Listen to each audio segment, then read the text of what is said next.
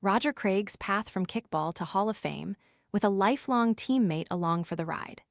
Never mind that players were still in their tuxedo jackets on the night they received their Super Bowl rings after winning it all in 1984. The San Francisco 49ers coach pulled Roger Craig aside during the gala and looked him in the eyes. "Roger, we're going to need 1,000 yards from you next season," the running back remembered him saying. Advertisement This inspired Craig, but also befuddled him. Fruit flies taking over your kitchen?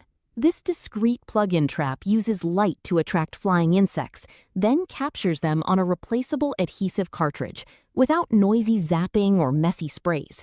Want to get the best verified deal and see full details?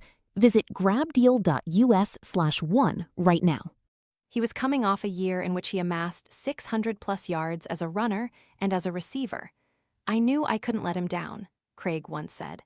But then I started to wonder if he meant he needed 1,000 yards rushing or receiving. "I wanted to cover my ass, so I figured I better shoot for both." Craig did as instructed, delivering the first 1,000 season in NFL history in 1985, a milestone matched only by Marshall Faulk, 1999, and Christian McCaffrey, 2019. That distinction goes a long way toward explaining why Craig will be enshrined in the Pro Football Hall of Fame on Saturday. Walsh, who is known as the Genius, was hardly the first person to identify Craig's dual-threat potential, though. Jamie Williams, the former 49ers tight end who will present Craig at his induction ceremony in Canton, Ohio, this weekend, had Walsh beat by about 20 years. "My earliest memory was at Jefferson Elementary School when we were playing kickball with this new kid, right?" Williams, 66, recalled. "And this dude is flying around the bases." It was like, who is this? So began an improbably athletic journey for Williams, who was in second grade at the time, and Craig, who was a first grader when his family moved around the corner from the Williams family in the factory town of Davenport, Iowa. Williams and Craig were teammates on the playgrounds. Now at the Hall of Fame presentation. "You can't write that script," said Williams, a tough admission for the former captain of his high school poetry club. Along the way, the two school chums and their pals attended barn parties in the middle of cornfields, snuck into drive-in movies, with Craig hiding in the trunk, rode their bicycles down to the Mississippi River, reeled in catfish, watched Soul Train on Saturday nights, and generally lived a cinematically idyllic life in America's heartland. Advertisement Imagine yourself in a field where it's just billions of monarch butterflies, and you have to run around trying to catch them, and they're all over, Williams said. "That's kind of stuff we did in Iowa. But it's not just an enchanting origin story."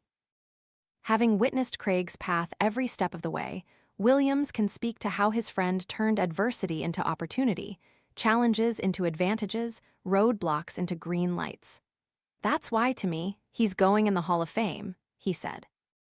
Because nothing was handed to him. Williams grew up on 9th Street by Gaines Street, not far from the bridge that crossed into Illinois. When the Craig family arrived from Preston, Miss, they lived near where 8th Street intersected with Ripley Street.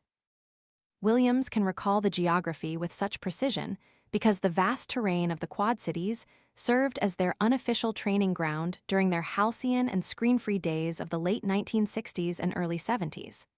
"We all had bikes, or we helped friends build bikes, so we could ride around all over the city," Williams said. "To this day, my parents never knew. This wasn't rebellion, it's what counted as cross-training. We had that kind of adventure," Williams said. "When I look at Roger's success, and some of our colleagues from that time, it's because we were always moving and working out even when we didn't know we were working out." Whether it was playing tag, chasing each other, riding up a steep hill, we were always looking for the challenge. Williams explained their adolescence in Hollywood terms. He says it was the profound journey of Stand By Me, the playful summer vibe of The Sandlot, and the nerdy sci-fi chaos of Stranger Things. "We'd trade comic books, sitting on the porch, and then we'd go into these wooded areas and look for aliens," he said. "We really believed that we were going to be the ones who actually catch a freaking alien and either tie it up or make it a pet. Like, we all agreed that if aliens came, they would definitely come to Iowa." Advertisement, as they grew older, however, it was time to take their athletic pursuits more seriously. That was especially true for Craig, who was preternaturally good at everything. He was a terrific hurdler who finished second in the 110-meter high hurdles and the 400 hurdles at the state track and field championships as a senior. He was an excellent wrestler, qualifying for the state tournament in that sport, too. The sport we all gravitated to was wrestling because in Iowa, in kindergarten, they teach the boys and even the girls how to put somebody in the cradle, Williams said. Football, of course, was the ideal sport to maximize Craig's gifts. His brother Curtis was a local celebrity as a star running back at Davenport Central before graduating in 1975. Central coach Jim Fox once called Curtis the essence of everything good. Roger knew where the bar was set, and he embraced the challenge of following in his brother's high-yardage footsteps. He made his case by once rushing for 353 yards on 41 carries in a Class 4A playoff game.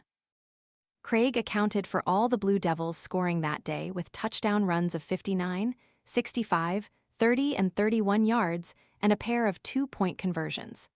At tight end, Williams also blossomed as a force. He was well on his way to the 6'4", 240-pound frame he would play with in the NFL, but he retained the speed of his skinnier days and was named a Parade All-American. Together, Craig and Williams helped their 1976 team win the Iowa State Championship. Then Craig broke a leg playing football during his junior year, raising questions about his collegiate future. But he bounced back strong as a senior in 1978, setting Davenport Central's single-season rushing record with 1,566 yards. Advertisement, it took a while, but Roger's legacy is now part of the Davenport landscape. The local school district voted in June to rename Brady Street Stadium as Roger Craig Stadium. Craig made a name for himself at the collegiate level, too, with help from a lifelong friend who was already paving the way. Craig initially had no plans to follow Williams, who was playing for the powerhouse Nebraska Cornhuskers. Craig wanted to stay close to home and was set to commit to Iowa under new coach Hayden Fry. But when Craig called to tell him that, Williams made an impassioned plea. "The most important thing about it," he said in closing, "is who is going to block for you like I can?" Pause.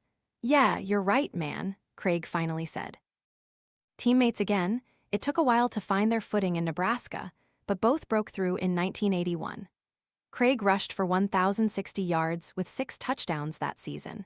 Williams had 22 catches and a conference-high 4 touchdowns.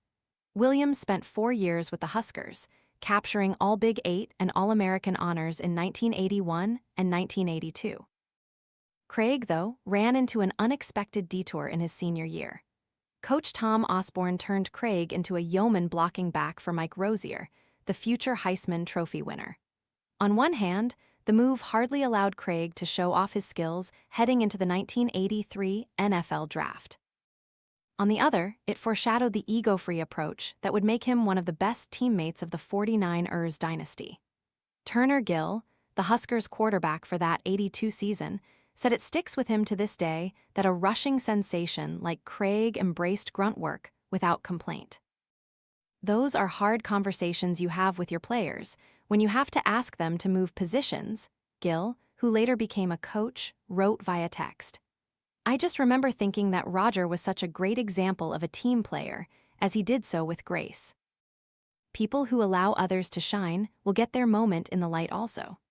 Advertisement on the West Coast, it caught the attention of a creative NFL coach scouring the draft for a versatile running back.